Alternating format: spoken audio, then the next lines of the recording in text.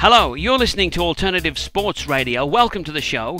We're about to bring you the next heat in this year's Bible Speed Reading and Believing competition. The two competitors have to read through the Bible as fast as they can, believing as much as they can.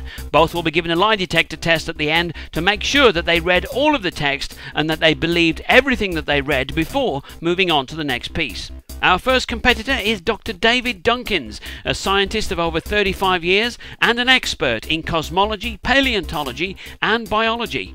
Competitor number 2 is Roger Hogwind, a fundamentalist Christian who, although he says he has never read the Bible in its entirety, he has regularly read the verses carefully chosen for him by his pastor. Okay, they have their Bibles open, they're under starters orders, they're both raring to get stuck in, and they're off! Their eyes are moving left to right across the page. The first hurdle they're going to come to is, of course, the 6-day creation story. This is a mammoth opening test. Don't forget, this includes the creation of all life, Adam and Eve, the talking snake. How will the fundamentalist Christian deal with this hurdle? Will he get past it?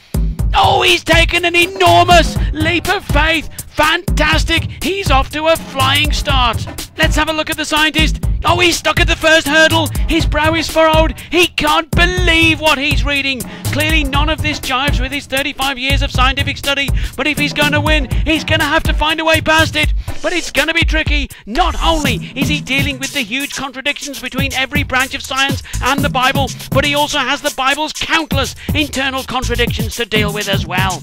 Back with the fundamentalist, and I'm told he's fast approaching his next truly big hurdle. It's the Noah's Ark story. There's a lot to contend with here. Remember, the Ark took a handful of first-time shipbuilders over 100 years to build and was then filled in one day with every species of animal on the planet. Here it comes. It's a tough one. Will he make it? Oh, it's another phenomenal leap of faith. This man is on fire. A bit like those two guys who accidentally put the wrong kind of fire in their sensors and God burned them to a crisp. And of course all of the people of Sodom and Gomorrah, but then that was their own fault because they were all gay. Back to the scientist. Oh, he's still scratching his head. He can't make head nor tail of this creation story. He's really in trouble here. He's doing his best not to laugh, but it's not easy. Back again with the fundy, and he's surging through Exodus like a man possessed. He's just past the 10 plagues, the parting of the Red Sea. Oh, he's slowing down. Something is slowing him down. Oh, of course, it's the instruction manual on how to build a tabernacle. This is terrible. He could be here for weeks. Oh, he skipped it. He's turned to Leviticus. Surely he'll be penalized for that. But how is the scientist coping? Oh, he's put the Bible down. We might need the medics here. He's in hysterics. He can hardly get his breath. Back again to the fundy. Amazingly, he's through Leviticus. He's into the book of Numbers. Now, don't forget, this book contains the story of Balaam's talking donkey. The big question is he aware of this? Does he know this story? And if not, will he be able to get himself to believe it? Oh, he's faltered! His eyes have stopped moving! It is the Balaam's donkey story that stopped him. This is going to affect his time on the leaderboard. Oh, he's turned back to Genesis. He's reading about the talking snake. He's clearly telling himself that if a snake can talk, then why not a donkey? Yes, that's done the trick. He's back on track again. Let's take another look at the scientist. Oh, he's managed to compose himself, and he's reading a science book. This really is disastrous. He really must throw that away. But he can't help himself. He knows how thoroughly tested and peer-reviewed this information is by thousands of top scientists worldwide. Oh, hang on. The fundy could be running into more trouble here, as Samson is about to kill 1,000 men with the jawbone of a donkey. Will yet another donkey story make a complete ass of the fundy, or will it stop him? Oh, he barely batted an eyelid there. What a world-class ignoramus this man is proving to be. The miracles are piling up in front of him, to the left of him, to the right of him. This book is an absolute minefield of miracles, godly genocide, pillage, condoned rape, slavery, and utter nonsense. But he stopped! He stopped dead in his tracks! This looks serious! He's starting to think! He's just read the story of Elisha and the 2 bears. If you remember, God allowed 2 bears to kill 42 children for calling a prophet baldy. How on earth will he recover from this? Oh, he's ignored it! He's just shrugged his shoulders and carried on. The judges won't like that, but then we don't like the judges. The book of Judges, that is, or the second book of Kings, which is where this story comes from, or any of the other goddamn books. This is all looking very grim for the scientist. He's picked up the Bible again, but he's reading it upside down. He's desperate here. He's clearly trying to get a new perspective, but he should know by now, it doesn't matter how you read it, it still contains the same shit. Oh, the fundy is in tears here.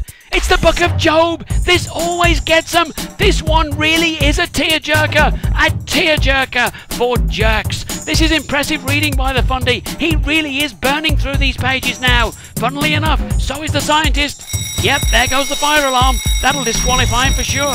However, the fundy is still in with a chance at the world record. Oh, if only I had the time to list the incredible amount of utter pap that this man has proudly waded through so far. There's been dragons, unicorns, giants, magicians. It's patently clear that years and years of rural isolation, biblical indoctrination and inbreeding have really given this man the edge. Mind you, the inbreeding didn't affect Adam and Eve's family, so who knows? Look at this! Already he's into the New Testament! He's past the virgin birth! He's whizzing through the miracles! And not one of the countless gospel contradictions have fazed him in the least! You just can't fake ignorance of this caliber!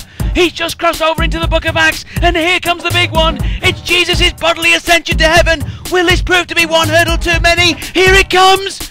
Oh, it's another mind-numbing leap of faith! But it's not quite over yet. There's still more crap to come. And how will he cope with the book of Revelation? Freudian slip. Oh, he's having a hard time with this. I knew this would happen. His eyes are glazing over. He doesn't understand a word of it. But who does? He's creeping towards the finish line. And he's there. We have a winner. It's a world record time. And I have to say, never have I seen such an amazing display of willful ignorance in my life. However, I'm sure that he will be the first to admit that the fear of an eternity burning in hell had a large part to play in getting him through. This man is not just an ignorant, God-fearing noodlehead. He's a proud, ignorant, God-fearing noodlehead. We have 3 prizes to give our heat winner here. A complete set of the different translations of the Bible, an essential for debating purposes should he get some particularly tricky questions. He also gets a rapture kit, which is basically a large self-inflating helium balloon, so if he finds himself on the toilet and accidentally gets left behind when Jesus comes back, he will be able to make his own way up into the clouds. And lastly, some eardrops in the form of a bottle of soy sauce for those noodles in his head. This has been Alternative Sports Radio. Thanks for listening. See you next time.